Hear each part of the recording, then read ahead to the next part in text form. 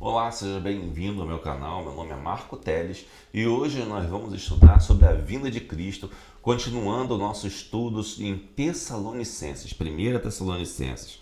Vamos falar hoje no capítulo 4, do versículo 13 em diante, tá? Nós podemos ler o seguinte na palavra de Deus: Não quero, porém, irmãos, que sejais ignorantes acerca dos que já dormem, para que não vos entristeçais como os demais, que não têm esperança. Porque se cremos que Jesus morreu e ressuscitou, assim também aos que em Jesus dormem, Deus os tornará a trazer com ele. Dizemos-vos, pois, isto pela palavra do Senhor, que nós, os que ficarmos vivos para a vinda do Senhor, não precederemos os que dormem.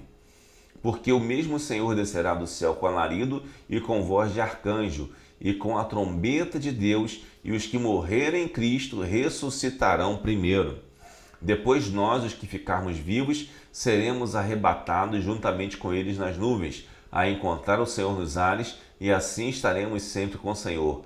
Portanto, consolai-vos uns aos outros com essas palavras. Aqui, o apóstolo Paulo fala aos Tessalonicenses de que ele não queria que eles fossem ignorantes acerca dos que já dormem. Dormem aqui como um eufemismo, né? Uma forma de se referir carinhosamente àqueles irmãos que já faleceram e que estão com o Senhor, né? Tem a ver com a ideia de que na morte a pessoa deita, né? E não volta mais, né? Então é uma figura de linguagem, tá? Então não vou entrar muito em detalhes aqui, porque senão estenderia muito o vídeo. Eu quero fazer um vídeo rápido. Então esses que dormem são aqueles que já morreram no Senhor, que já estão descansando no Senhor, né? Às vezes a gente usa até esse termo na igreja. O irmão fulano descansou no Senhor, a irmã fulana descansou no Senhor quando há um falecimento de algum irmão, né? E ele diz aqui que nós não devemos ser ignorantes para não nos entristecermos como os demais que não têm esperança. É interessante aqui que aqueles que não têm esperança da ressurreição que teremos no final dos dias, porque Cristo irá nos ressuscitar, eles tentam algumas soluções para se, digamos assim, consolar quando perdem alguma pessoa querida. Por exemplo, quando perde um pai, a mãe, um filho, às vezes vão tentar falar, invocar os mortos para falar com essa pessoa. Entretanto, isso não deve acontecer. Nós não devemos nos entristecer, não é nos entristecer totalmente. Podemos nos entristecer sim no momento que você perde um ente querido, claro que você vai se entristecer. Às vezes você está tão triste, tão abalado, que seu impulso é até o contrário, é até de sorrir. E você não entende por quê, mas é uma questão de um abalo que você sofreu mesmo naquele momento, né? Daquela perda. E ele diz aqui que não devemos nos entristecer como os demais. Não é que não devemos nos entristecer normalmente, mas não devemos nos entristecer como os pagãos, que não têm esperança. Os pagãos sem esperança, eles se entristecem e procuram invocadores de espíritos e tal, como se pudesse trazer aquela pessoa para trazer uma mensagem do além-túmulo, né? E isso não existe, isso é feitiçaria, isso é necromancia e isso é condenado por Deus, né? Então não devemos nos entristecer a este ponto de não aceitar a ida desse ente querido para os seios de Deus. Devemos aceitar porque é a vontade de Deus. É claro que você pode ter uma ligação muito forte com uma pessoa querida sua, ela perder e você ficar muito abalado.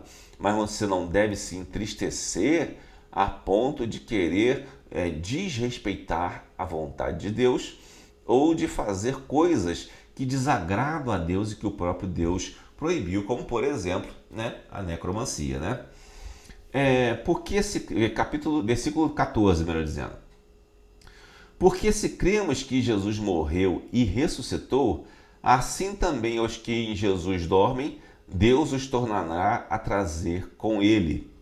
Ou seja, Jesus morreu e ressuscitou, Jesus, em outro texto, é chamado de o primogênito dos mortos, que é o primeiro que ressuscita depois do seu sacrifício na cruz, né? Ele é o primeiro que ressuscita, ali sendo uma nova pessoa, uma nova natureza de ser humano. E nós alcançaremos a natureza semelhante de Cristo quando ele voltar e nós fomos arrebatados, né? Há um erro que algumas pessoas cometem, achar que o arrebatamento vai acontecer antes e tal. Isso não diz a Bíblia. A Bíblia diz claramente aqui. Porque se cremos que Jesus morreu e ressuscitou, assim também aos que em Jesus dormem, Deus os tornará a trazer para com ele. E continua, dizemos-vos, pois, isto pela palavra do Senhor, que nós, os que ficarmos vivos para a vinda do Senhor, não precederemos os que dormem. Ou seja, você não irá para o céu antes da ressurreição de todos os cristãos que morreram antes de você. Ou seja, você não vai ir para o céu, não vai ser arrebatado, antes que todas as pessoas do mundo ressuscitem e haja o grande julgamento. Ninguém será arrebatado antes disso. É isto que Paulo está querendo dizer. Existem algumas correntes teológicas que procuram defender, né, a ideia de um arrebatamento antes, né, do milênio, coisa parecida, mas não é assim. Na verdade, nós não precederemos os que já morreram. Eles vão para o céu ao mesmo tempo que nós seremos arrebatados também, né? Quase ao mesmo tempo. Vamos ver como que será essa ordem? Porque o mesmo Senhor descerá do céu com alarido e com voz de arcanjo e com a trombeta de Deus, e os que morrerem em Cristo ressuscitarão primeiro.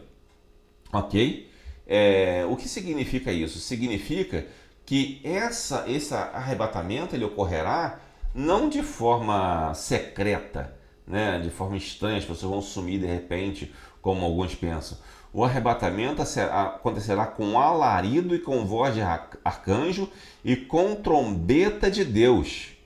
Então, quando Jesus abrir os céus e vier sobre as nuvens, haverá alarido em todo o mundo, em toda a terra ao mesmo tempo, né? Com voz de arcanjo e trombeta de Deus.